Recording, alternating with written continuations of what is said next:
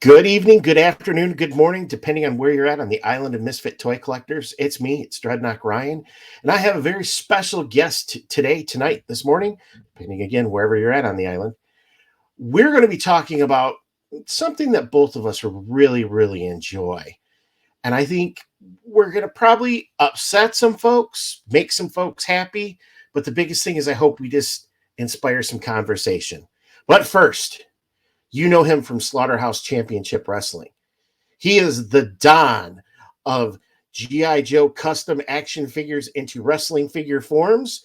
He's also Sergeant Slaughter's best friend in the world. Just ask him. It's Xazyl Phoenix. Hello there. How you going, mate? And I know I've owed you like a million times to have you on the island, and I'll be honest with you, I chickened out so many times because I have to be honest now, I am in awe of the fact that you are best friends with Sergeant Slaughter. So it is true. It is a huge honor for him, and he plays it cool. He plays it real cool. But I know he's looking forward to seeing me when I get to JoeFest. I'll have some stuff signed for him. You know, just to be a good best friend to my buddy. He needs to put it up on his wall and carry it around with him too. So yeah. I'll be sitting right next to him. And I'll try not to take too much of the attention away from him, but I'll sign as many autographs as I can without interfering too much in his, because that's his business, that's his livelihood. I wouldn't want to mess with that. I'm just there for fun. But I'm just honestly, I know. In all seriousness, no, it is great to have that interaction with your childhood hero. But I'm interacting with another legend today, Dreadnought Ryan. Oh no, one of my all-time friends as well. Yeah, and thank you for saying that. But I do have to thank you. You and Ken have embraced the island of misfit toy collectors and invite us on the journey. And Streamathon 2022 was awesome. Yeah.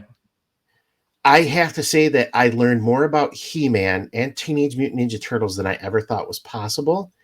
And I see how people fall down those rabbit holes. Of course, yeah. And those were the two best guys for that subject, I reckon. Adam and Phil.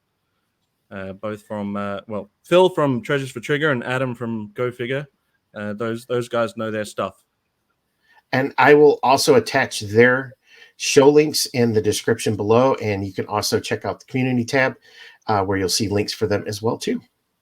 You will not be disappointed. So, ladies and gentlemen of the island, today we're going to be talking about the top 5 best Western movies, shows, according to us. Yeah, our opinions only. Yeah. And in no way are we saying these are the absolute best out there or they're, the worst out there if they're not included. These are just films that we really appreciate. Yeah. If you're talking Westerns, I mean, we could have done like a top 50 easily. Oh, we could still keep going. We could do top 10 John Wayne movies alone.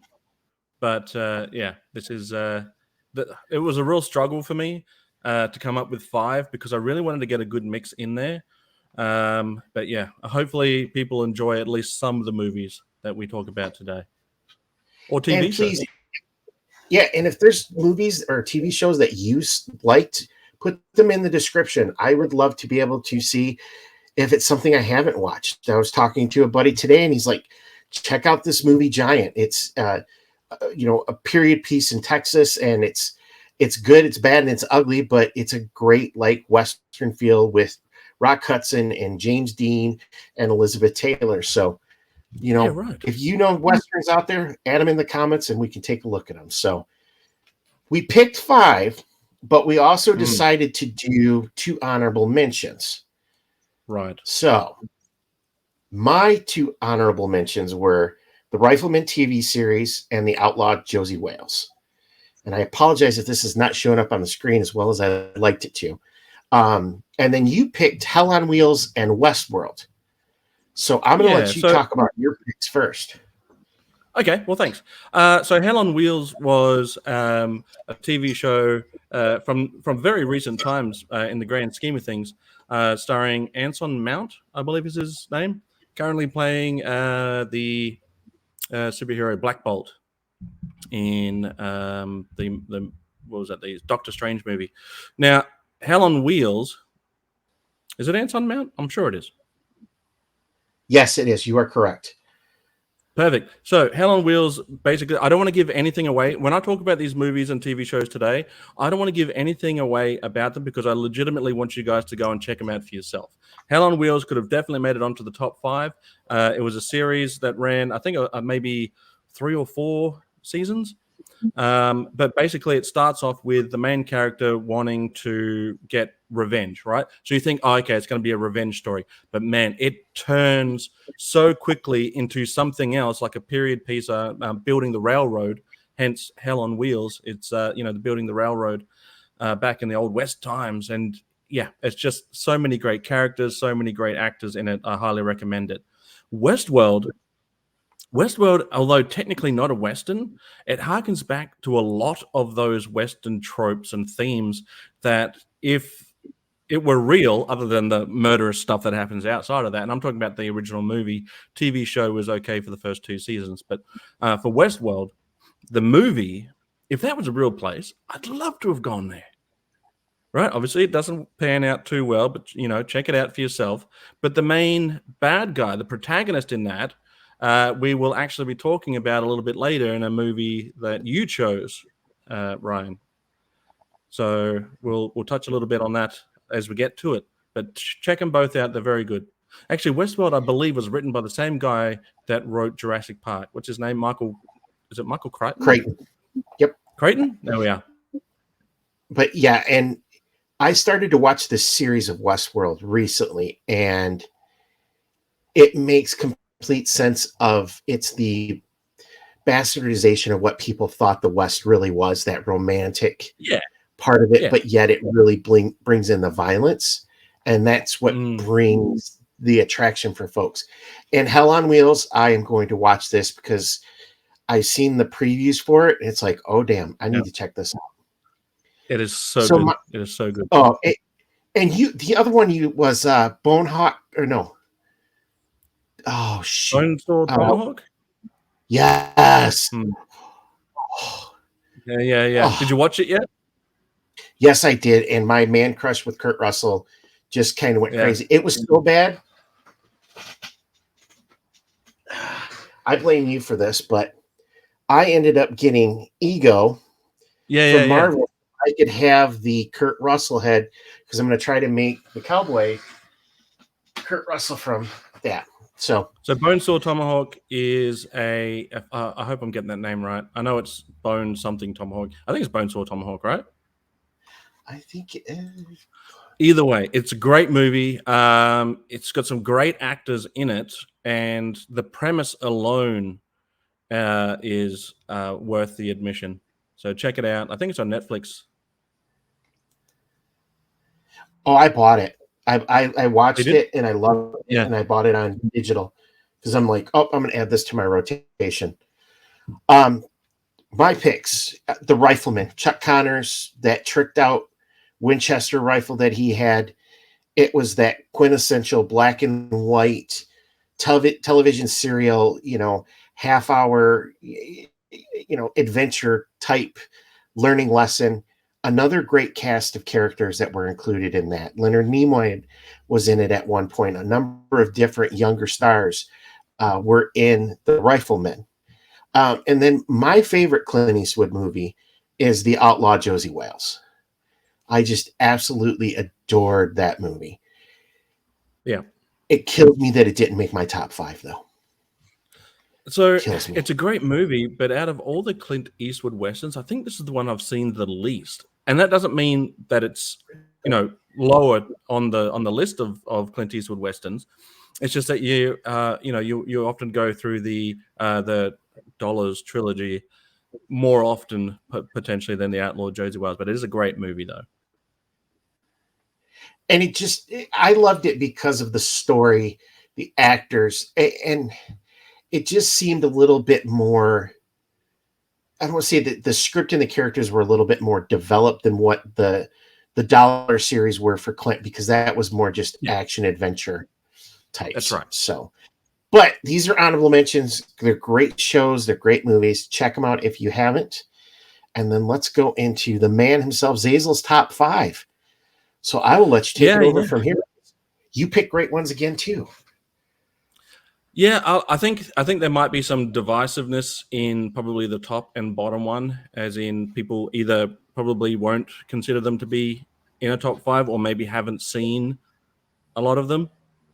So I'll start with Silverado. Silverado is just it's a great movie with great actors. I think it was the first movie that Kevin Costner starred in or had a role in, or at least the first major one that he was in. And I think it really helped him develop his love for westerns, because he would later on go on to do a few really good westerns, some of which we'll touch on a bit later. But I mean, other than Silverado, he did Dances with Wolves. He did Wider. is it Wyatt Earp. Well, I'm trying to think of the other one. It's like Open Range. Have you seen that one? It's with I'll look it up. But that's another good movie. That's a slow burn. But for me, Silverado is probably his first best foray into the Western style. And it's also, I'm going to look up the actors because I don't want to miss anyone. I've got him up right here. Kevin Costner, Kevin Kline, Yep. Danny Glover, Scott Glenn, Jeff Goldblum. You had Rosanna Arquette, John Cleese, Brian Dennehy. Let's see who else. Big names. James Gammon. Bill Thurman. Just a number of great actors that were in that. So even some of the bigger names for the time, like John Cleese, he only has a very small role in this movie, but it played perfectly, particularly to his style. And I can't remember. I mean, it must have come out after A Fish Called Wanda, because they both did a movie together either before or after. I reckon Silverado must have come after that, but that would explain why. Silverado came out in 1985. So, A Fish Called Wanda, when did that come out then? Because him and Kevin Kline were both in that too. And I wonder if either one of those movies were because of that. You know what I mean? Yeah, well, okay, because then but I thought Scott Glenn really stole a lot of that movie with his character of Emmett. The opening scene alone is quintessential, hard-hitting Western action. All right, and it's like a I won't give away too much of the movie. Like I said, I don't want to ruin any of this for you, but the opening scene, it's got Emmett in what is a close quarters shack, right? It's just basically a box, and all of this action that's happening is happening around him, and he must feel like he's trapped within this tiny little death box. But then when he, for whatever reason, survives that encounter and he opens up to step out of that little death box, the scope of the movie just opens wide up. And that is quintessential Western, in my opinion. It also doubles as a side quest kind of Western, because the Kevin Kline plays. Oh, I'm trying to remember his name. What's the name of the Kevin Kline character? Oh, that was Padden.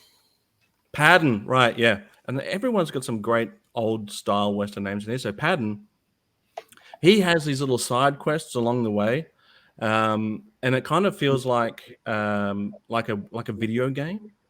Right, you've got the main story, you've got the main action, but he has these personal little side quests for himself that I think add to the world building and the storytelling, and it adds to the fun of it as well. Danny Glover is great in this movie. I think it's one of the few times where they show where racism was prevalent. And Yeah. racism is still prevalent now, but in life or death stuff in the old West. And I think he plays it, and I mean, it's a Hollywood movie. It plays it out, like a Hollywood movie does, but I think it really touches on those specific themes. And you can't, the actors, the quality of actors they had for that movie, they have the ability to show emotion, show toughness, show fear. They can just, you feel what they're feeling because they're just such a Yeah. group of quality actors. So, So, and while it's absolutely. not Kevin Costner's movie, he steals the show. Like for me personally, because the character that he plays and the way that he plays it, it's so far removed from any leading man stuff that he's done that you can tell that he's having a blast with it. Right? You can tell all the actors are having fun with it.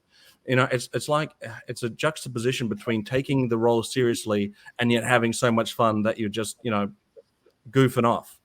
But yeah, it's a fun one. Definitely check it out. And then we get to Once Upon a Time in the West. And again, if you're not sold on this movie within the first 5 or 10 minutes of this movie, then I don't know what more you want from a Western. It's got probably one of the best uses of sound design in any Western that I've ever heard. It's got a thrilling soundtrack, and it's not like it's overproduced. Right? They understand what sounds they want, and they use them to almost flawless execution. Right? So you've got Harmonica Man played by Bronson. You've got Charles Bronson. Yep. Charles Bronson. Well, look. Oh, and the main protagonist was. Oh, why am I forgetting names all of a sudden? Well, you had Henry Fonda, Henry Jason Fonda. Robards. So Henry Fonda for the first time is playing a bad guy. Played against type, and playing a bad guy for the first time, and expertly does it too. Like they do close-ups on his blue eyes so often that it's like you can see why he played good guys for so long. But there's a menace behind those blue eyes that just really sells it. And when you've got just watch the opening scene, and yeah, I don't want to give too much away for that movie either. But it's essentially, another sort of, you think it's going to be like just a basic revenge plot, but yeah, it's there's a lot of depth there. It was also still in that golden age of Hollywood, where it was that amazing set production. You see the artistry and the carpenters, the attention to detail, the horse work, all of that stuff was just beautifully done. It's what's missing in motion pictures, I think, today, personally. But absolutely, and the difference is that Sergio Leone and a lot of other directors from this time period that were making westerns, they had a love for them. Right? They were making these westerns for themselves, for the love of it, for the for the thrill of the fact that they loved the American West, and the mythical West, basically. But the Bronson character was originally offered up to Clint Eastwood, so yeah, he turned it down, and yeah. So you can see where the Clint Eastwood character because he always played the same character in Leone movies, but you can see where they could have slotted him in quite easily. Yeah, but I don't know if it would have played the same to me, because Bronson just has that. Bronson is just like one of those dudes. He's a badass, and you don't want to mess with him. That quiet, dangerous guy. When he talks, it means something. Exactly right. So I think the script for Bronson is, like you said, when he says something, he means it, and that there's some weight behind it, which I guess is kind of what Clint Eastwood would go with his Dollars trilogy, where he didn't have a lot of lines, but the things that he did say had purpose to the story and to develop his character. Oh, still another great movie. And the next one you chose, I think, is oh, Chef's Kiss. Or hold on, for Yeah, gas. yeah, yeah. So, Stagecoach. The image behind me is John Wayne's first appearance in Stagecoach. Now, John Wayne, and it's a John Ford movie. John Wayne had been doing a lot of westerns, right? This isn't his first western, but this is his first major role in a western. He was not leading man before this, but he'd done a lot of like what they call the poverty row style of westerns, where they just had the same actors and the same crew all the time, just making low budget movies, and they were pumping out like tens to hundreds of these movies, just to get them out there because everyone loved a good western. But Stagecoach is one of those movies where it's got the perfect introduction of John Wayne. It's got the perfect premise for a story as far as a western is concerned, because it's called Stagecoach, and yeah, it takes place primarily in a stagecoach. It's almost kind of like Alfred Hitchcock, where he would give time to characters to let those characters develop, and you get to know these characters. And then if you think you know the characters in the beginning, you don't. Right? You find out by the end like the real character behind them and who they really are. And that goes for everybody on the stagecoach. Where there's a doctor who happens to be an alcoholic. There's a someone who actually has like traveling with alcohol. Like he sells alcohol as a traveling salesman. You put those two together already in a movie, and that's there's going to be chaos. A woman that's been kicked out of town because she's a little bit promiscuous. Yep. A woman with a secret, which you'll later find out what that secret is. Yeah, and then John Wayne's character, where you're not quite sure where he sits, and probably by the end of it, you'll have enjoyed the ride. It's not your typical Western. I think it's more of a mystery. It's got some mystery behind it. It does have some action, but it's a character piece, and you're really going to get to know these characters. If you've got the time to do it, sit down. This is one of the Westerns I watch probably more than any other, because I just love the character development. And I think Stagecoach is probably an influence for Quentin Tarantino when he did Hateful Eight, or when he did Reservoir Dogs, where he lets the characters build, he lets them have their dialogue, he lets the characters sit for a while, and you get to know them. So if you like Quentin Tarantino, I think you like Stagecoach too. It's not as violent or bloody as Quentin Tarantino, but you're going to get a lot of character there. And John Wayne, I could have picked 5 Wayne movies, but I mean, it was in 1939. So again, it goes to that golden age of Hollywood where the actors in a very good story can sell a movie completely. And like you said, it's not the normal, wide, expansive Western. It's everything is contained, and it's like you said, it's like almost that who's done it. So another great choice. Also, John Wayne wasn't, the top draw for this movie. He became a household name after this movie. And the movie's not perfect. Like, it's not shot perfectly, like cinematography and stuff. There are some scenes, like even John Wayne's opening scene where you see him, the camera pans in on him as he flips his rifle. The camera pans in on him and it goes blurry for a moment. Like they lose focus before it focuses back in. And, that would have been, if it was done today, it would have been all clear, all the way through the zoom. But the fact that it happened and they have that blurriness behind it sort of adds a little bit of grit to it. Another great movie, True Grit. But yeah. But if you want to see John Wayne's first real headline front, I wouldn't necessarily consider him to be the main protagonist necessarily. The story certainly starts to surround him more, but he's not leading man just yet. But you can see that after this movie, people are like, "Oh yeah, this is real leading man Western cowboy stuff." it led into his career basically, because from that point on, he was that leading man type, that the all-American, tough. You didn't mess with John Wayne. It was, Yeah. yeah, great actor, definitely great actor. This next pick surprised me, but it didn't surprise me. How about that?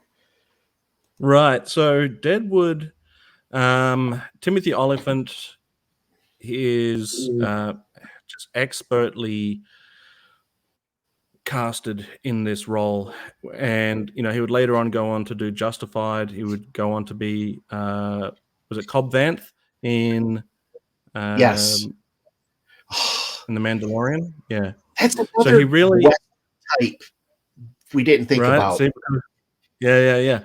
There's so many options. But for Deadwood, I reckon for me, Deadwood was what, when it first came out, was what brought me back into appreciating westerns again. I still liked westerns up until this point, which is why I gave it a chance.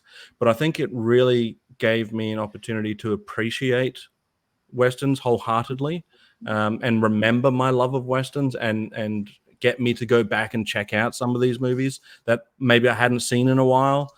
For some reason, when I first was watching Deadwood, I thought Timothy Oliphant's character was played by who played Ringo? Is it Michael Bean? Yes. Right. In I Tombstone. thought Yes. it was right in Tombstone. I thought it was him because I had no idea who Timothy Oliphant was. I was like, oh man, he looks a little different in this. And then I realized who Timothy Oliphant was, and instantly loved his character. But it's aggressive, it's gritty, it's violent. There's a lot of language in there. Oh yeah.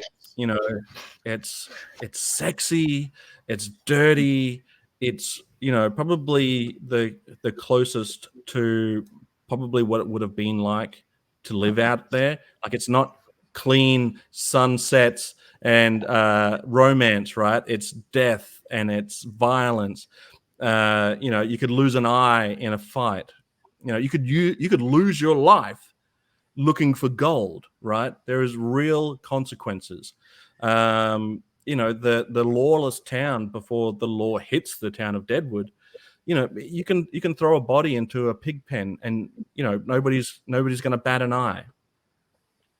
And so Deadwood, and then subsequently the movie that came out way later, which helped close out the Deadwood saga, it's just great viewing. It's just, and each episode goes for about an hour. So you're getting a lot of bang for your buck anyway, right?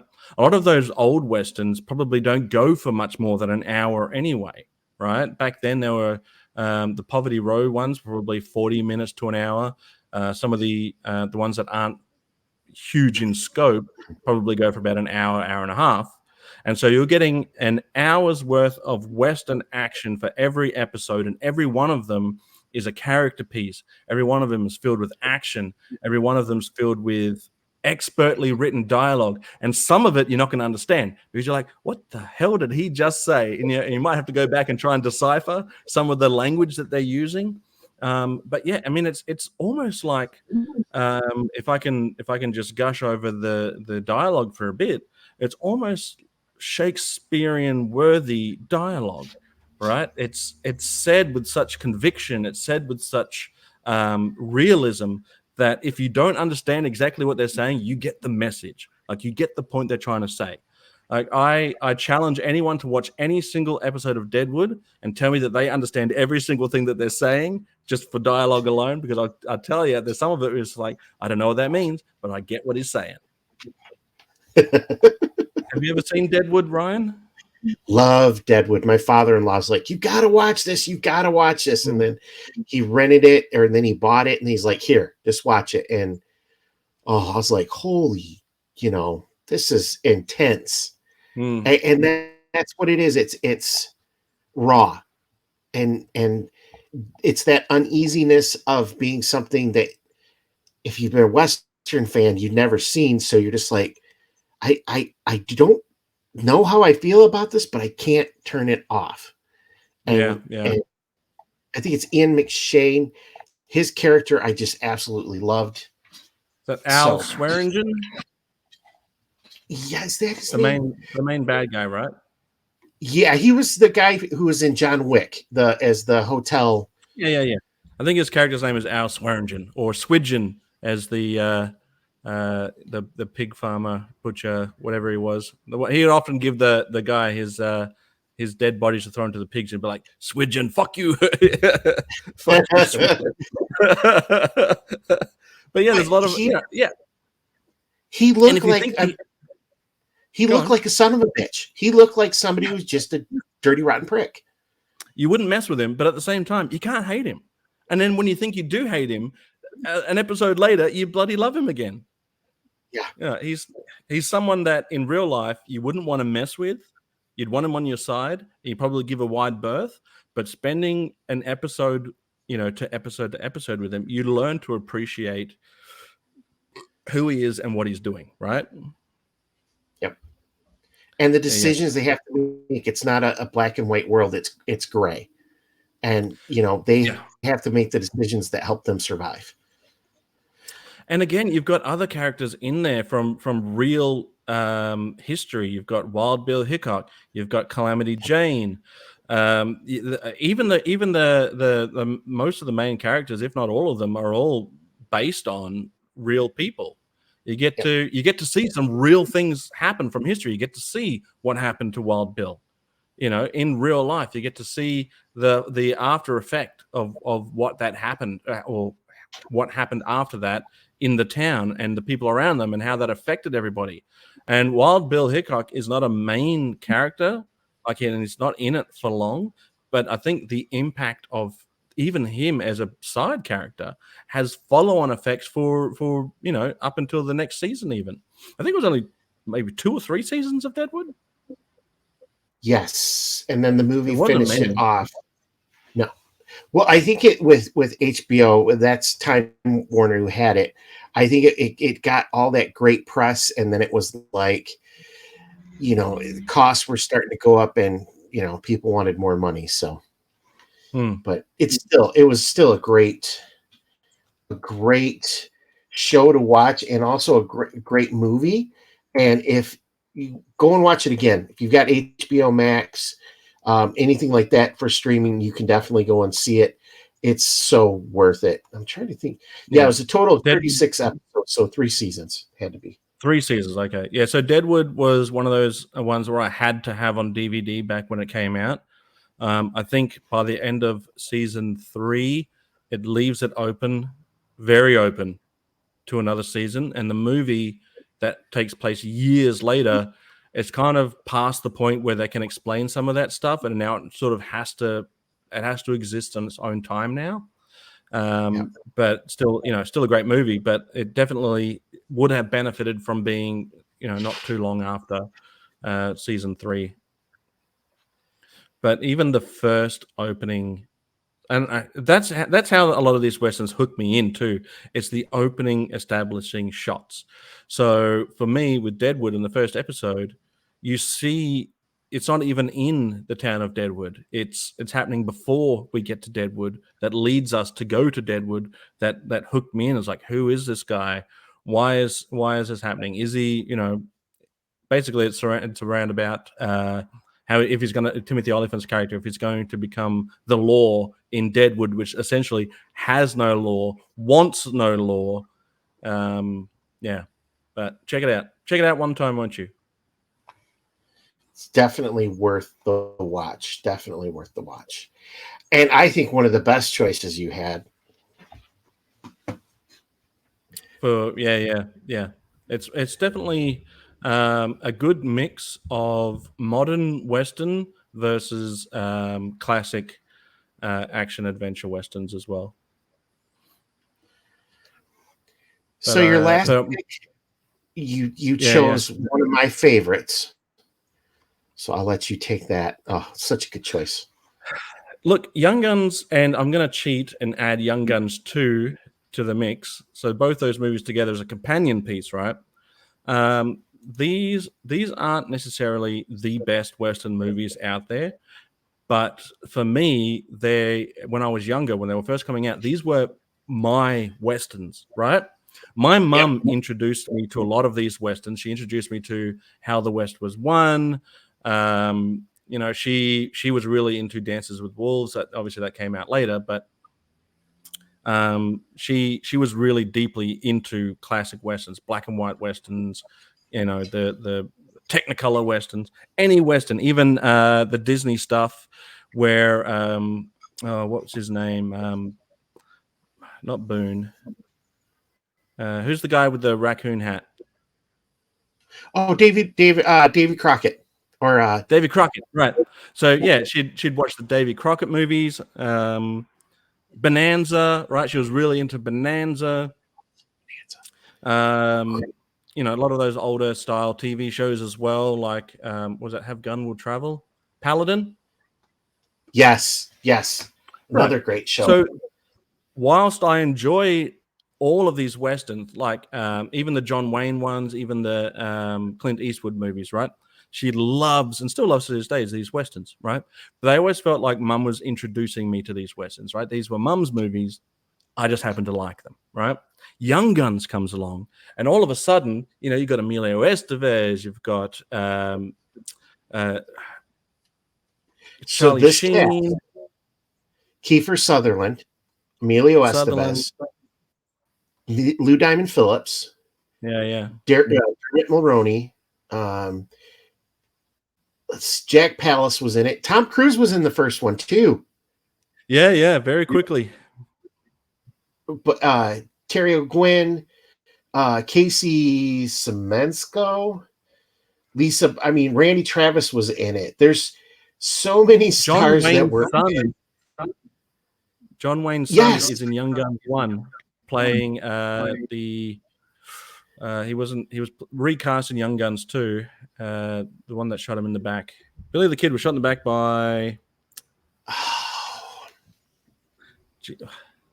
All right, Ryan, we're cutting this bit out because it's embarrassing. I can't remember his name right now. Old man. He became a sheriff. Pat Garrett, shot in the back by Pat Garrett. Right, Pat Garrett. So John Wayne's son plays Pat Garrett, or grandson. Must be Jack Palance's son was also in Young Guns too. So it had that touch of royalty for Westerns in it. Such a fun movie, and Emilio Estevez is Billy the Kid. Yeah, absolutely. The scene in the bar with that guy who's trying to get in that girl's pants, and he's like, "What does he look like?" And he goes, "I see him." And he gets all the bullets out of his gun by asking to see the gun, right? Clever stuff. But speaking of John Wayne, so if I'm not mistaken, his grandson is a stuntman in The Mandalorian, and he's in the Mandalorian suit quite a lot of the time. So holy cow. Jump into the comment section and prove me wrong, guys. But I'm almost certain that's true. Well, we can also check. It's true until you prove me wrong. I'll be damned. He is a stuntman. There you go. That's so cool. So for me, Young Guns, and then later Young Guns 2, which was for me when Young Guns 2 was announced and was coming out, it blew my mind. I was like, are you kidding me? This movie's getting a sequel? But when Young Guns came out, it felt like it was my movie. This was my Western, a Western made for me, right? I'm at that ripe age where, it's rock and roll, it's heavy hitting, it's, it's anarchy, it's rebellion, right?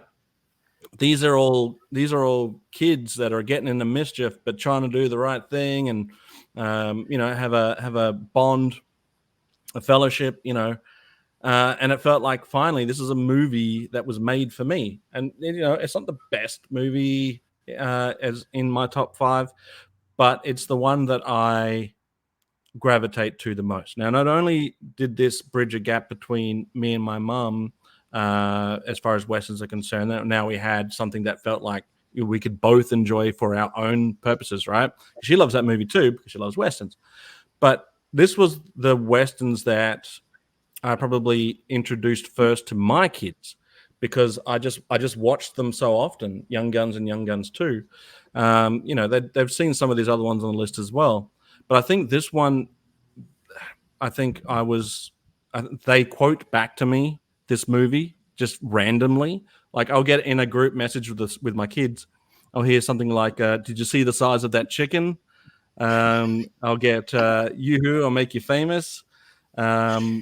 Basically for no good reason. And sometimes I'll throw the GIF. Right? You see, they're on peyote. Oh, it's another one. My older son would often come back and say, "We're in the spirit world," and then he'll share the GIF where Billy's spinning his gun, and then it just sort of goes up in the air, and he's like, "It's gone. Where did it go?" There's so many great one-liners. Great one for me and my kids to bond over for Western movies. One that felt like for me was made for me. Then you've got the soundtrack for Young Guns 2 with Bon Jovi. John Bon Jovi's first, if maybe only, solo record. Well, he did have Richie Sambora help him with recording it, but yes, right. It was one of the first ones that he did do more of solos. But so originally, Emilio Estevez wanted to use the song "Wanted Dead or Alive" from John Bon Jovi. But obviously, if you've ever heard "Dead or Alive," that's not a Western song. It's got some Western sort of tropes and themes, but basically, it's about life on the road. Yep. And so he went out there, and he apparently, according to Keith Sutherland, he wrote out the "Blaze of Glory" song on a napkin while they were out drinking. And then that became the song for Young Guns 2. But Bon Jovi has a cameo in Young Guns 2 as well. So there's that. But yeah, great movie. Great movie. It goes back to the cast, and they were all at the top of their game at that point, right there. Emilio Estevez came out of Breakfast Club. Keith Sutherland was in, a number of different movies at that point. Charlie Sheen, Lou Diamond Phillips, just on and on. So Lou Diamond Phillips must have been hot off of La Bamba by that stage. Charlie Sheen was just a mega. Charlie Sheen was probably the mega star for that movie, and he has probably the least screen time. But Emilio was coming off a couple big hits for him too. Where it was Breakfast Club, and there was one other one, and then Kiefer had the vampire movie and a couple other movies that he did too. So just a tremendous cast. Yeah. Oh God. Yeah. He was in Stand By Me. I forgot about that. Damn, that was another good movie. Yeah. We'll do a top 10 Stephen King. Oh, definitely. But again, the 5 great choices. If you want to watch Westerns, check these all out because you knocked it out of the park, Xazyl. Just flat out knocked it out of the park. I wanted to get a good mix of classic and modern era Westerns, just so people can get a good eclectic bunch.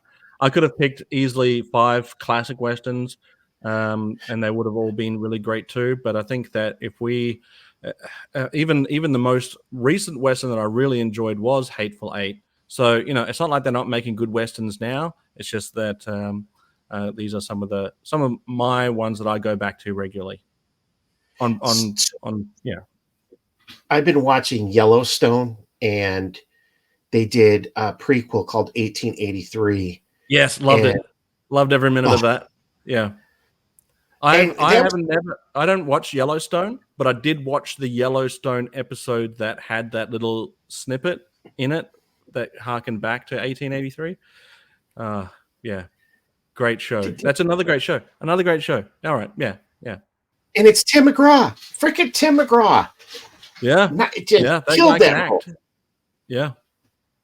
Oh, I felt every emotion that man was going through. Now this is a top 5, Ryan.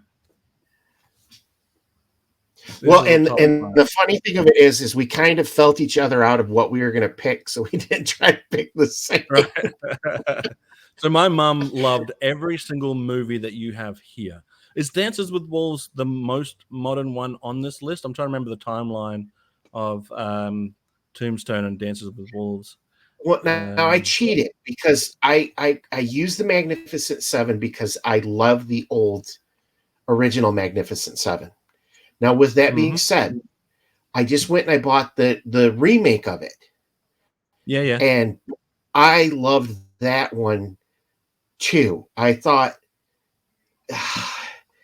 again, it goes back to the cast of actors they chose for those roles. Yeah. It was just like too perfect. So, yeah, I will say Dances with Wolves the most modern ones. Okay. Yeah. But Tombstone, I'll be your Huckleberry. Johnny Ringos, look like someone just walked over your grave. You're a daisy if you do. Oh, such an amazing scene where he spins the cup on his finger. Genius. Yes. Does this mean we're not friends no more? So many great lines from Tombstone. And I think most of them, if not all of them, come from Val Kilmer. Yes, but he was cast as Doc Holliday, which was perfect. And Kurt Russell as Wyatt was perfect. Bill Paxton is Morg, and then Sam Elliott is Virgil. Just perfect casting. The opening scene where Big Nose Kate sits on Val Kilmer's, you're not wearing a bustle. Yeah. How rude. And he wins the card game and he sets his guns on the table and the guy's like, now I'm going to kill him, and he stabs him. Yeah. And, they steal all this money and you're just like, damn, that's freaking hardcore right there.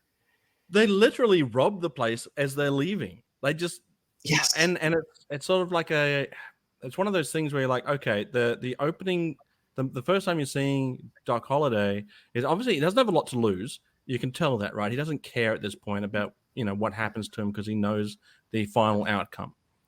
But there's a huge difference between him just being a casual thief at this card game at the saloon, versus what he does by the end of the movie, right? Like it's almost like it doesn't quite right. I don't know if that makes sense. Like his portrayal at the beginning versus how he interacts with the Earps, it seems like two different people. I think he becomes a better person when he's around Wyatt than what he does when he's left on his own. But then again, go ahead. I'm sorry. Well, it's just he has like this heart of gold. He's fiercely loyal to his friends, but you just don't see after that brief interaction. You just don't see him behave that way again. Like where you do see him behave like he doesn't care if he lives or dies, but you don't see that sort of brazen just thievery, I guess. Like was that their intent the whole time? Was that they were going to rob the place, or did they just think, screw it, we're going to take all their money now and leave? Yeah, I think it's a little mixture of both, where when he's around Wyatt, he's a better person because Wyatt makes him a better person. But another great scene is when Wyatt just smacks the shit out of Billy Bob Thornton. Right, yeah. That's so good. They're standing outside in the street, and Doc Holliday sees them, and they're all starting talking, and Doc Holliday calls out to Billy Bob's character, and he's like, Doc? You're water. You're back in just holding out with a gun. Like he was literally going to blow this guy away, shoot him in the back, not knowing who he was. And it takes Doc Holliday literally to save the life of Wyatt Earp by just casually walking up and saying, I can't remember what was the character's name Billy Bob played, but he calls him out anyway. He calls him out. I can find it in 2 seconds. And then he tells him to drop he's told to leave his rifle behind, and he just lets him walk off. Like he is so defeated and deflated by that point. If you think Billy Bob, because he starts off like a tough guy, Billy Bob, right? Obviously it's all superficial. But if you think he's demasculinated after that slapping, it's doubly so after he's told to leave his gun and walk away with his tail between his legs. Johnny Tyler. Johnny Tyler, where are you going with it? Yeah. That's so good. Such a great movie. And Tombstone's one of those ones too where like it's a long movie. And it's one of my favorite westerns, but it's one of those ones where I don't think I've seen it quite as much as some of the picks that I did, right? I love it. I watched it very recently. I watched it about a month ago. And I was like, yeah, great movie. One of the best movies. Love it.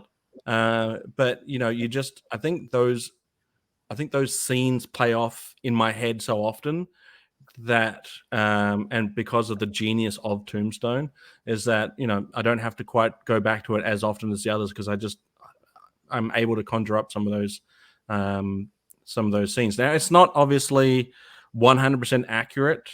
That we're missing a few of the Earp family members, especially, but the shootout at the OK Corral. If you're not a history buff, or if you're not that into westerns, especially, you probably have still heard about the shootout at the OK Corral, and I think that it's done really well here. And go on. I was going to say with it in the States, we have the dime store cowboy novels, where it was the stories and they were exaggerated and changed and made all of these Western heroes to be larger than life. That's what Tombstone is. It's not truth, but it's just a damn good story. Yeah. And that shootout, just how they choreographed it and the different things that they did. And, you count the shots and it's not like, somebody's shooting 17 times. There's a couple times it's off, but still. I mean, there's so much happening anyway that you really have to be nitpicking to find some of these flaws. But even some of the casting is weirdly chosen, particularly that out of that particular time frame that it was filmed in, right? Because you've got Jason Priestley from 90210 in there. You've got the Phantom Billy Zane. He's in there, and it's just like it's so a product of its time with that particular type of casting. But then when you're looking at Kurt Russell, that's timeless, right? He was doing westerns when he was a kid. He's doing them still now. You've got the guy with the big mustache. What's his name again? Sam Elliott. Sam Elliott. Sam Elliott's been old forever, right? He's always old in these westerns. But he's, he played the caretaker in Ghost Rider as a western character. Looks almost the same. He here obviously played expertly. He's currently in Family Guy as the mayor, and he is a cowboy there too. This guy has always been. He even sort of plays a cowboy in what's that movie? The one with Jeff Bridges, Big Lebowski. There we are. Oh yes. That voice, that look, he's just old school. Oh, and he was in 1883. Yeah. Yeah.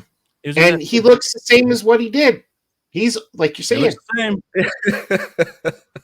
You have Michael Biehn, who played Johnny Ringo, and we forget the beginning of the introduction to the Cowboys where they ride into Oh, that yeah. church in Yeah. Mexico Yeah. and slaughter all of those people.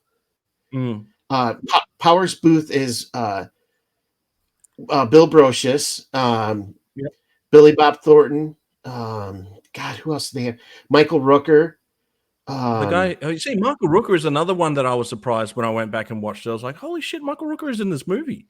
Same with the guy who Yeah, played Sandman. What's his name? What's that? he had hair in it. That's why Frank Stallone And he was had in hair. it. Yeah. Thomas Who was in Hayden, it? who played Billy Clanton, and Thomas Hayden Church, right? pardon? Thomas Hayden Church, right? Yes. Right. He plays Sandman in the Spider-Man movies. Yes, that is correct. Trying to think who played Ike Clanton. That's the one I was looking for. Because he's been in a number of movies too that I was like, oh my God, I didn't know he was in it. But again, it's Stephen Lang. Yeah. Playing just crazy amount of people that were in that movie. Yeah. Oh, so it was an easy choice. Magnificent Seven, it's a classic old Western. It's that tale of revenge going up against the big company, bringing, just such an amazing cast from both eras.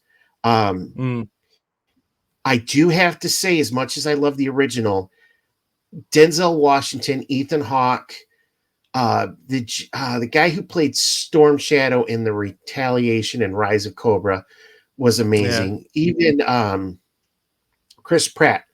Yeah. It was just Star-Lord. Yeah. But just So go ahead. in the original Magnificent Seven, you had Steve McQueen. Yes, and you also And had Yul Brynner. That's who I always forget. Charles Bronson, Steve McQueen, James Coburn, yeah.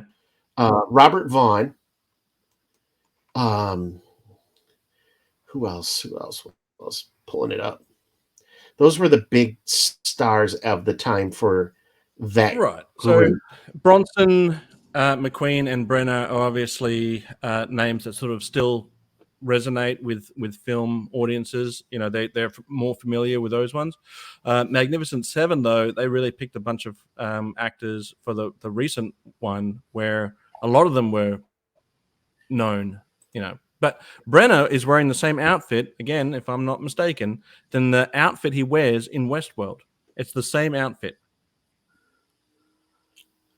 So I think that was a great callback to classic westerns, and he was a good guy, in the Magnificent Seven. So to take him and then turn that and make him a bad guy in that same outfit, genius.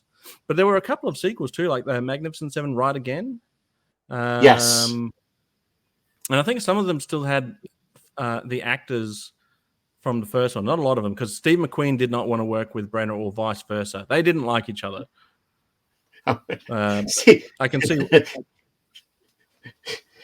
a scene in the Magnificent Seven where I think it's Steve McQueen's character. He leans over his horse as they're going over a river and scoops up some water, right? And Brenner saw that and was like, "Oh my God, he's trying to upstage me by doing these random things in the background to shift focus from Yul Brynner to Steve McQueen." If you go back and watch Magnificent Seven with that in mind, and you watch what Steve McQueen's doing every time he's in a scene with Yul Brynner, you'll see that there's definitely a rivalry happening there. I think they even had to make one taller than the other by having a box for one of them to stand on, or dig a hole in the dirt to make one shorter. Yep. And because Yul Brynner was shorter than Steve McQueen, so okay.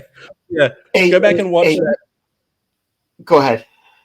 Go back and watch it with that in mind, and look at all the little nuances that Steve McQueen has to try and shift focus away from Yul Brynner, and you can, it makes it for an interesting casual viewing.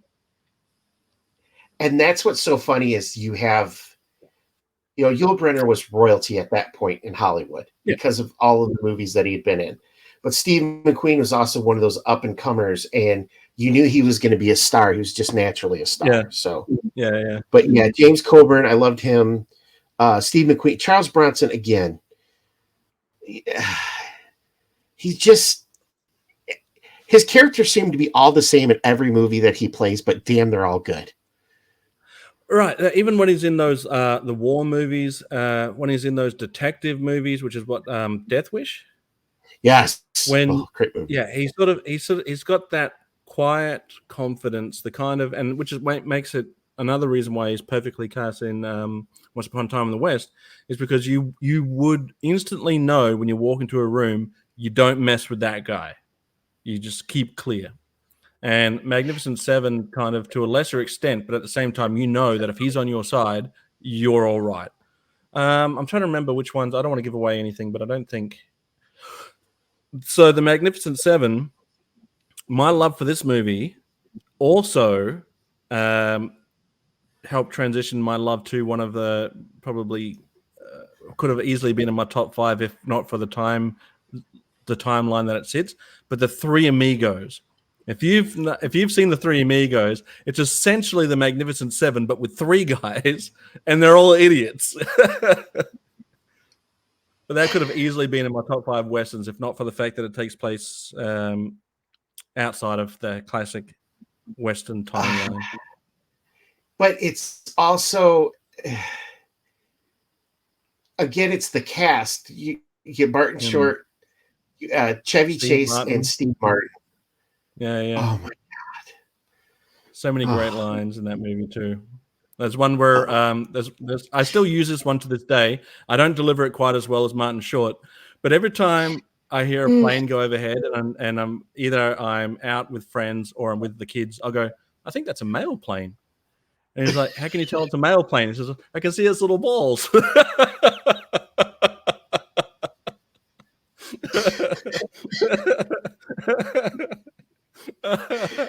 Oh, El Guapo. El Guapo. Such a great. Oh god. What is a plethora?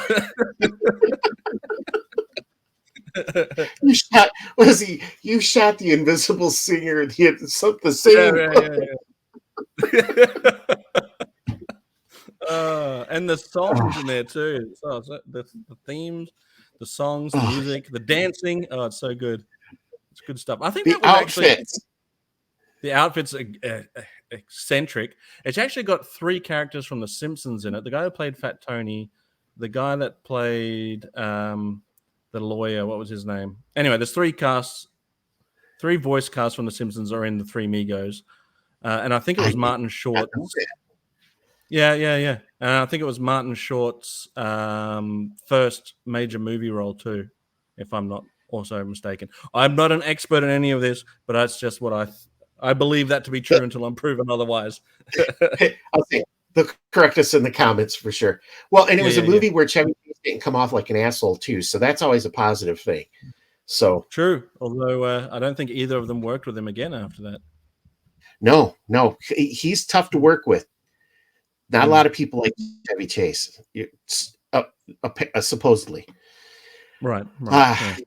Next one, I mean, you talked about it, and I spelled it wrong. So even lovely. Yes, ladies and gentlemen, I know I spelled it wrong, so thank you.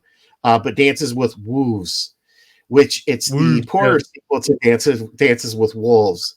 It's just a dog that looks like a wolf, and it's really filmed in a cardboard box. But Dances with Wolves, the cinematography, the story development, some parts of it were a little bit tough to swallow, but damn, the scenes that they had, the buffalo, him playing with the wolf, just everything. Even the casual stuff like digging the dead deer out of the water so they can have fresh water. It's like it's stuff that it helps to build that world around him, right? And I think that they have to establish that world around him before that world starts coming crashing down, because it does by the end of it. That world that he thinks that he's established for himself comes crashing down, and his thoughts and his beliefs and all of that gets challenged. It's just an expertly done movie. Expertly done. And the beginning scene where he's hurt and they're fighting the Civil War, and he's basically just saying, just kill me. I don't want to be alive. So he figures he'll steal his horse, he'll ride across the field, they'll shoot him, and somehow, some way, he doesn't get killed. Because he's already wounded by this point. They're going to take his leg off. Yes. And he doesn't want them to take his leg. He's like, no, I'm not going to be a cripple. I'm going to go out in a blaze of glory. And there's someone watching over him because he lives. And rallies the troops. Yeah. And then gets choice of where he wants to go. And then when he makes it out west, he meets that officer who's just a loon and a half. Yeah. And he's so done with it that he ends up blowing his own brains out, right? Yep. Stands up. I seem to have pissed my pants. Yeah, right. It's like, what the hell is happening here? Yeah. Oh, yeah, but I mean, and he's looking at Kevin Costner like, you want to come out here? And he's like, well, yeah. But yeah, it's a long movie. But again, if you just enjoy good movies, it's a good movie. My mum had it on VHS, and it was 2 VHS set. You needed 2 tapes to watch the whole movie. Yeah. But she loved that movie. She'd watch it all the time. All the time. I think she still watches it all the time now. And one of the other things I liked about it is they actually cast real Native Americans as Native Americans instead of, either Hispanic or Latino or Asian people to play. It was actual, Native American actors who got to play, Native Americans. And it just added to that realism. The costuming was amazing. The horseback riding, all of that stuff was just absolutely just awesome. I had to have a John Wayne movie. McClintock was always one of my grandfather's favorite movies. It's a little bit of a spoofy comedy Western with John Wayne, but God, I just loved watching this movie so much because he's just larger than life, and that's what John Wayne was. He was a freaking star. And the cast that they had with Maureen O'Hara, she was a perfect foil for him. And God, I love that movie. It's just a fun movie to watch. By the time they start filming McClintock, John Wayne had really settled into the John Wayne persona. He's got his walk down. He's got his stance perfectly timed. His action, the way that he, his action, what do they call it? Stunt. He does his own, not stunt work, but the stunt punching, as they call it, where it makes it look like you're getting hit, which I believe he developed with a stunt coordinator early on in his Poverty Row stuff. He really leans into that. Like, it is quintessential John Wayne at this point. Like, it is him, his character. He shows up. He's probably wearing that Red River belt buckle that he would later go on to wear in all of his movies. He's full on living that persona now in this Western and onwards. And obviously before as well, like the Alamo and all of those really epic Westerns. He's really got himself comfortable as being John Wayne, the Western movie star. This is one of those ones where a casual Western fan will enjoy this movie because it doesn't ask a lot of the audience, but it gives in performance. So the performances are there, the actors are there, but there's no, it's not like overly produced. It's not hugely scoped. It's a good Sunday morning or Sunday afternoon relaxation kind of Western movie, in my opinion. Your opinion might be different, Ryan. No, I think, and I'm going to kind of tie this into wrestling. John Wayne's gimmick was as being a cowboy, as being that role. He was living that gimmick. He was the Ric Flair, if you will, of Western movies. He's going to play it a certain way. He sold punches better than most wrestlers do today. He could throw a punch better than most wrestlers today. Yeah. But you knew what you were going to get from him. He was that, typical good guy, white hat hero. But he also had a funny side to him, a serious side to him, and a vulnerable side to him as well, too. And he could play all of those roles in one movie, and you were just sucked right in. Yeah. Was this the movie? That's a good point that you make, Ryan, where he is able to give a well-rounded performance as John Wayne because he feels natural in that persona. Like you believe that he's that person that, as opposed to playing a character, you believe that he's living that life. But is this the movie where he clocks that guy and he rolls down into the mud? Yes. That's what Hancock, right? Yeah. Yeah, and he also spanks. Yeah. Harris character. Yeah. That's you don't see that kind of action from a John Wayne movie. But the scene, if I recall correctly, is he punches. He goes. I won't do it. And then he goes, the hell I won't. And then he clocks this guy. He rolls down the hill into the mud. And then like most of the town start rolling down into the mud and have a muddy mud fight. It's like, how does that happen in a Western movie? This is crazy. But it's all part of the. It's all. That's what made this. Why it made the choice easy for me with as many great movies as he has. This was one that was different and fun, and it showed a different side of him, almost making fun of himself. Yeah, it was fun. It's good fun. I agree 100% on that one. And my last choice too. Oh, absolutely.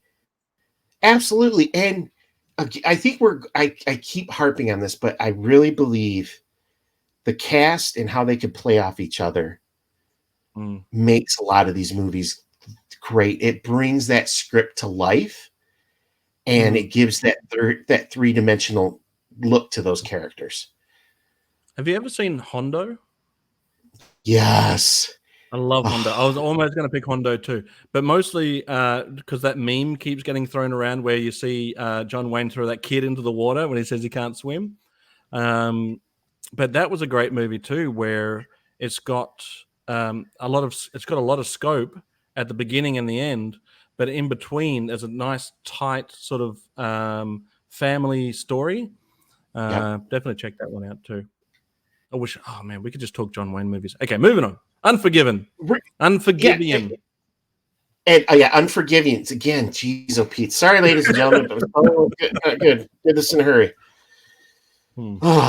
But Unforgiven is the Turkish Bollywood hit film from 1983. No. Yeah. Unforgiven.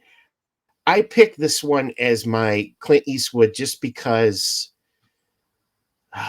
it was the broken Clint Eastwood kind of having to redeem himself. It also had another amazing cast of characters, and it was a little bit different of a John Wayne, Clint Eastwood-esque Western. Pardon? Morgan Freeman. Morgan Freeman is in this one. Let's see who is in the cast. Pull it up.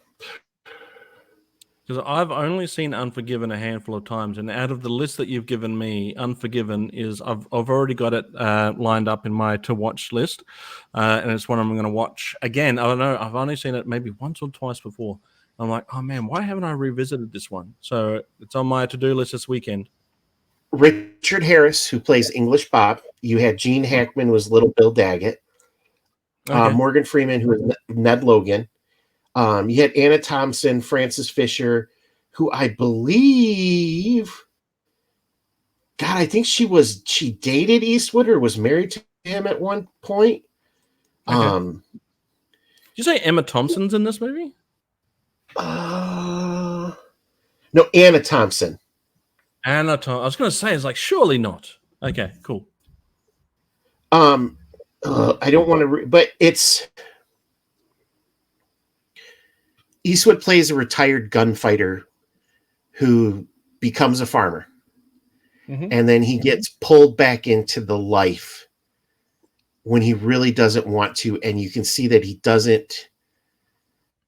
He's scared he doesn't have what it takes anymore. It's real, true, more grit from Eastwood, and he looks more vulnerable in this movie than in any of the other movies that he'd done at this point. Hackman and Freeman, of course, were great. Richard Harris, though, God, he was awesome in this. But again, a very large cast of characters, and up and coming actors, old established actors as well too. But if I had to have one Clint Eastwood movie in this, it was Unforgiven for me. Just the easiest choice for it. What's the Clint Eastwood movie where he goes into the town and they end up? He has to try and help them save it. And I think they end up painting the town a certain color. I need to go back and watch that one because there were a couple of. I can't remember what that one's called. There was a couple of John Wayne movies where I was like, I remember I've seen these, but I don't remember anything about them. I need to go back and watch them. So there was Unforgiven. There was what is that one? So was it? Remember what's that one? Where it was like Paint My Wagon. Not that though. High Plains Drifter. You're thinking of. Yes. Okay. High Plains Drifter. Yes. Now, I actually own High Plains Drifter, but I don't think I've ever actually thrown it into the DVD player because I was looking him up and I was like, I remember bits of it. Like I remember they're going through the town trying to see how they can properly defend it. But then I was like, I can't remember how it ends. I can't remember much more about it, so I'm gonna have to go back and rewatch that one. But yeah, like it's the Dollars trilogy that gets constant replay or conversation or whenever people talk about Sergio Leone movies or Western movies in general, they usually just talk about those three movies too. So I was like, I need to go out there and I need to just watch some Clint Eastwood Westerns, refamiliarize myself with some outside of those three movies. Because as good as those movies are, it's a very specific type of Western. And while I enjoy them wholeheartedly, there just isn't a lot of range from a lot of the actors in it. They if you watch one and then you see them again in the second one, they're almost interchangeable. Yeah, and I love all those movies. Don't get me wrong. It's one of the guilty pleasure movies that I'll watch over and over again. It's Fistful of Dollars, a few more dollars more, and then The Good, the Bad, and the Ugly. So those are the three that you get from it. But again, his character doesn't change through any of them. But they're still good movies. Right. But yeah, I want something that's going to be more developed than just the violence, the killing, and all of that. So now, which is another you liked 1883, but you haven't watched Yellowstone. No, only that one episode that tied back to that. Yeah, like I liked Justified, but I liked Justified because I liked Timothy Olyphant in Deadwood, which was why I went into it. And so I thought I might go and check out Yellowstone because I liked Kevin Costner in Dances with Wolves or not High Plains Drifter, the Open Range. I liked him in those westerns too. Wyatt Earp, right? I liked him in all of these, even The Postman, really, which is kind of like a western. But I don't know. There's just something about the modern day westerns that I can't really gravitate towards. Like, I'd rather watch old school cowboys on a horse than a sheriff driving around on a car, personally. If you don't go into it thinking it's a western, it's more of a suspense drama that has the cowboys mixed into it. It's a damn good show. It's one of those, you're talking about Deadwood, where you liked him this episode, you hated him this episode, you liked him this episode, you hate. Yeah. That's what happens in Yellowstone. You're like, Dutton's the biggest dick in the world, and his family all sucks, and they all need to lose everything. And then you're like, well, no, now they don't. They're really good people. They're just misunderstood. No, they're sons of bitches, and it's just like, sucked me right in. I'm like, damn it. But I watched that's Dutton's family, right? The Duttons? Yes. Okay. And it builds off of him keeping that ranch. The guy who wrote it was smart because he wrote 1883. And so I watched 1883 first, and then I understood why they chose the land that they're at in Yellowstone. Yeah. And that's pretty much the end of 1883 is that they establish why they're there for Yellowstone. Yeah. So the one episode that I did see that tied it back to 1883, I was like, okay, I think I get what's going on here. But it wasn't my main focus, so I'll give it a shot. We can't talk about Westerns though, Ryan, without dropping in a little bit of Red Dead Redemption and Red Dead Redemption 2. When Red Dead first came out, I did play Red Dead Revolver when it first came out, and I thought it was okay, but that had a lot of supernatural elements in it that was a little bit too fantastical. I didn't hate the game, but it wasn't really my style. But then when Red Dead Redemption came out, I lived in that world. I immersed myself in John Marston's heroic tale of going from trash to, well, I guess he doesn't get much better than that, but he does the best he can for his family. And then when Red Dead Redemption 2 came out, I think after I finished the main story, I think I was living in Red Dead Online. Every day I would be logging in there and immersing myself into that world. Less now. It's not as, online's a bit dead at the moment, and I think it'll stay that way. But yeah, great games. Loved it. Loved every minute of those games. Well, and I think too, since I like to tie things back to toys, we haven't had, was it Chicken Fried Toys, I think is the modern style 118. But we haven't seen, and if this might be an offensive term, but I remember getting cowboy and Indian toys as a kid, right? And yeah. I would love to see a modern take on cowboys and Native Americans and horses and how cool would that be? My second favorite character in G.I. Joe is Wild Bill, and it literally has to do with my love of Westerns. That's why I gravitate towards that character. I know that he's more supposed to be that guy from that loves napalm in the morning, that kind of Apocalypse Now. Right, yeah. He's supposed to be that kind of thing, but for me he's like a cowboy, the cowboy hat, Western style mannerisms, and so yeah, for my love of Westerns, puts Wild Bill as my second favorite G.I. Joe. Actually, if you give me a second, if you'll indulge me for a second, I'll describe my version of Wild Bill. Of course I will.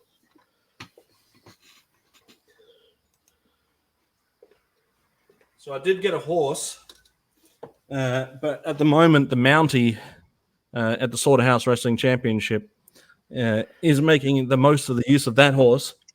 But my version of Wild Bill is this one here. I love the cavalry look. Right, so it's the blue. I'm going to switch out the head so I can give him the gold shades, because I think the gold ones will differentiate him from its Sarge a little bit more. But for the bottom half, because I had to have spurs, I put the headhunter's lower body on him for those cowboy boots. That's a perfect kit match. I think so. Yeah. And somebody give us cowboys. Somebody just give us cowboys. That's all I'm Somebody asking. do it. Yeah. I want John Wayne style. I want Clint Eastwood style. I want classic Western style, and also give us some modern-ish stuff like, how they kind of looked in Red Dead and stuff. Like I know that they make Red Dead. If Red Dead had its own action figure line, I would have loved that.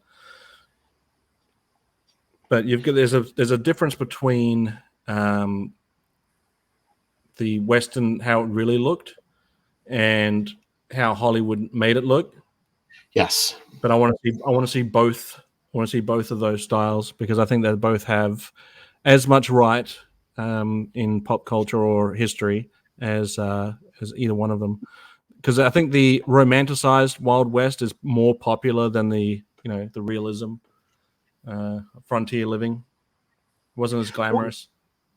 and in the States here for the longest time, those were the superheroes for a lot of kids. It was those dime store Yeah. novels that made Wild Bill Hickok look, amazing. That made Wyatt Earp this superhuman person. Doc Holliday, all of those. Billy the Kid, any of those folks were always, made larger than life in those books. And it's just, yeah.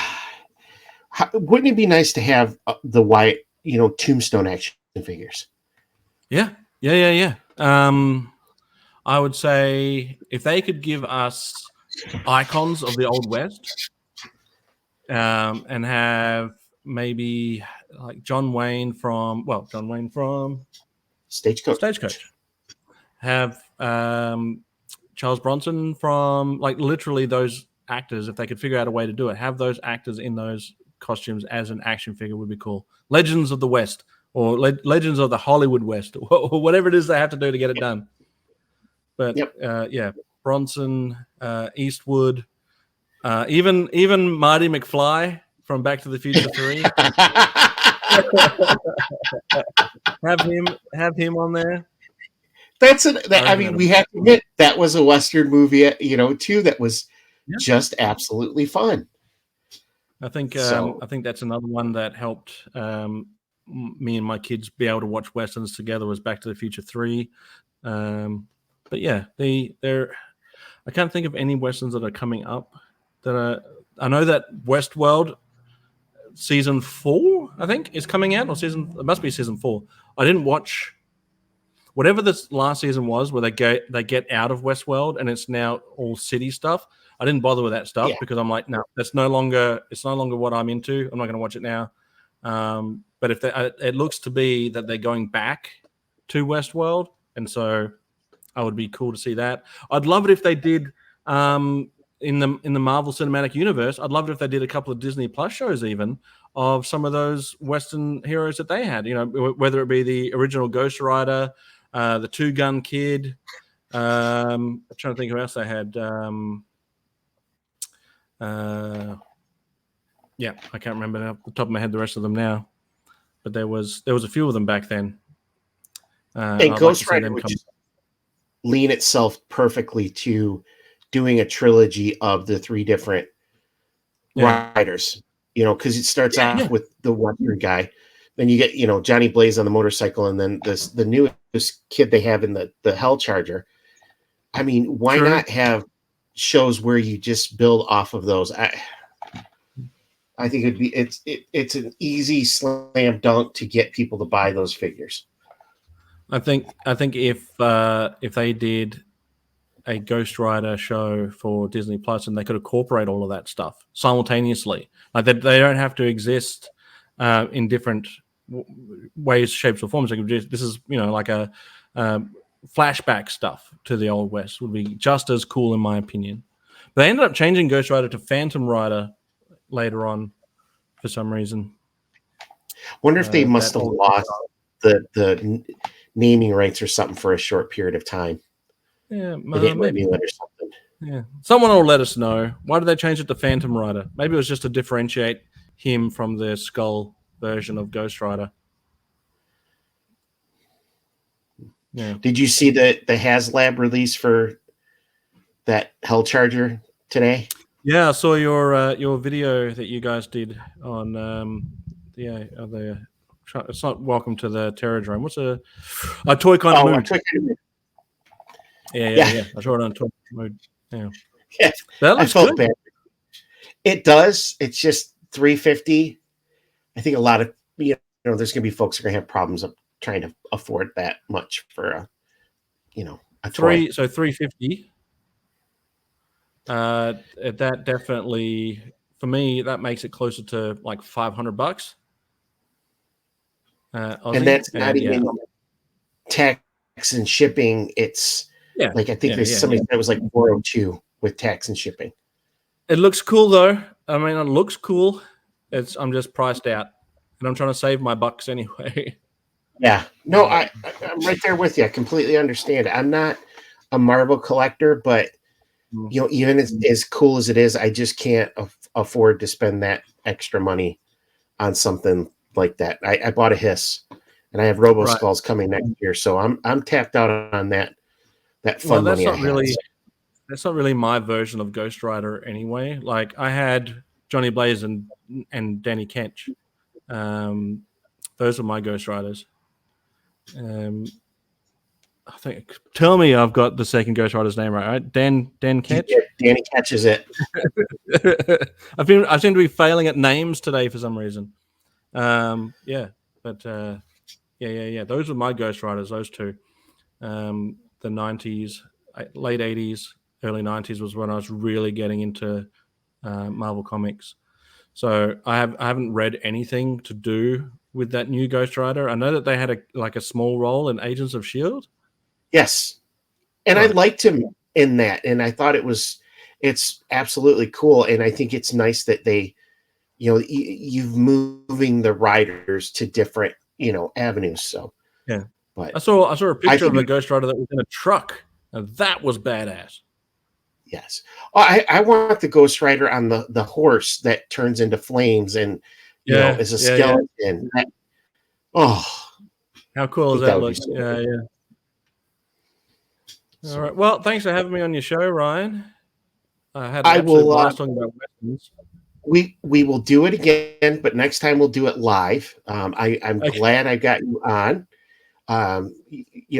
Misspelled a whole bunch of stuff, and we couldn't remember anything. So welcome to the island. This is how we live here on the island. Oh man, I think I'm a little embarrassed that I couldn't remember some of the actors' names. I don't know why. Yeah, something happened in my brain. I was just like, I could not remember a name. Yeah. It couldn't be. It couldn't be because we went through. I don't know, probably 100 and some odd Western films, trying to pare it Yeah, down to which ones we like the best, and then going, oh well, this person was in this movie, and this movie, and this movie, and it's like I went through the same thing. It was rough. It was rough, yeah. but I But did get a week watching Westerns, so that's what was cool. well, I've got some homework because I'm going to go back and watch some Clint Eastwood stuff. Unforgiven. I'll check out the first season of Yellowstone and I'll give you some feedback, see if it sucked me in or not. But yeah. Time is not on my side. And also, I'm going to include in the description below, but you have a GoFundMe that I want to make sure that we get brought up because we're going to get you to JoeFest. So you want to take a couple minutes to talk about that? Let's go ahead and do that.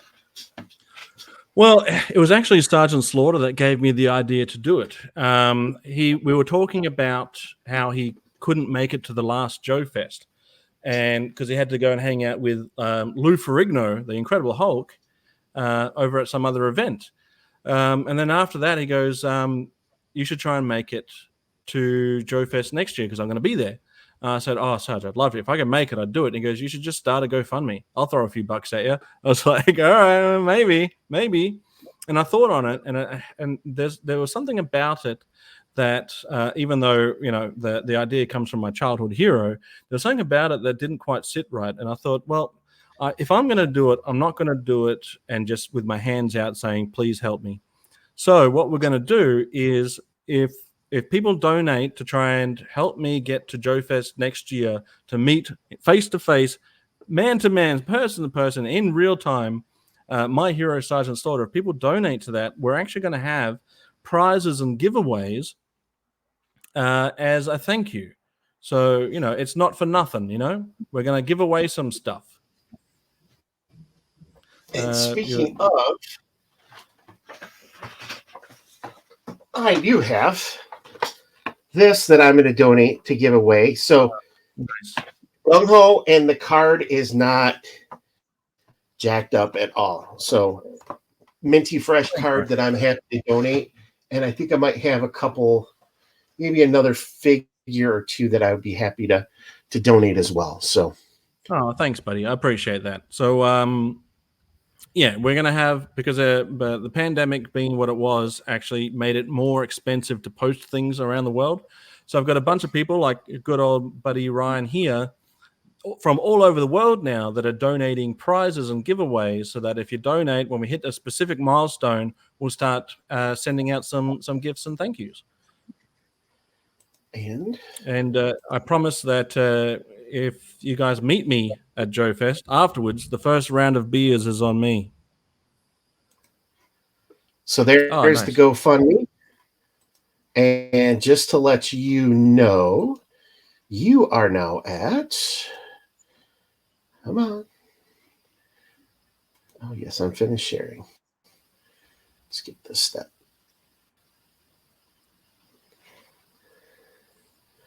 Of course not. Give me a hard time. You are at 800 Australian dollars as we speak. Oh, nice. Perfect. Excellent. That's I humbly appreciate and thank all that have donated. Ryan, I know that you've donated, and you're kindly going to be donating some action figures of your own as gifts and prizes. I didn't realize how many friends I had in this community until I started reaching out, letting them know that I want to do this fun and exciting adventure. So, if anything has come out of this, it's that I've got a bunch of excellent friends out there, and I thank everyone who has donated and everyone that's given me a place and an opportunity to hang out and chat. Well, I'm not good at happy this stuff. I supported the Joburg guys to get them to JoeFest. I've supported HCC to get him to. I'm sorry, they went to JoeCon. HCC to get to JoeFest.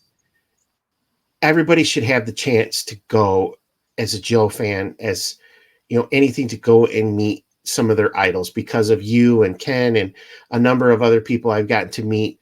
So many people I never thought I would. So, throwing a couple bucks a friend's way to get them to, their dream is awesome. Plus, I'm going to get to see some great content of Kelly just whooping the shit out of you. And I will be laughing. Yeah, no, that's fine. I don't know how much laughing I'll be doing in the moment, but I think afterwards, when I watch the replay, I'll be able to find some of the humor in there. But yeah, she's going to put me through the ringer, Spartan training. So I'm not a very fit man, so I'm going to struggle, and I think that's going to make for some excellent viewing, some excellent comedy at my expense. But I appreciate it, Well, and I think they seem like that's a family that doesn't do anything half-assed. So it's going to be full on 100 miles an hour at all times. So it's like, get on the ride and just hold on. And it's going to be a blast. Yeah. There's going to be some eating, some drinking, some workouts, some puking. It's going to be, everything's going to happen. Yeah. It's going to be one hell of a road trip too. That's just the spark training. So exactly right. Someone hold the camera steady. I'm going to throw up. Well, thank you for coming on the island, Xazyl. I truly appreciate it. You will be back on again. Thank you. I know you've got stuff to do, so we're going to call it a day or night and evening. And again, hey, welcome to the island. You're officially an island boy now. All right. Thanks. All right. Thanks, everyone, for joining. So good. Remember, have fun. It's the island. The tiki bar's in the back. Talk to y'all soon.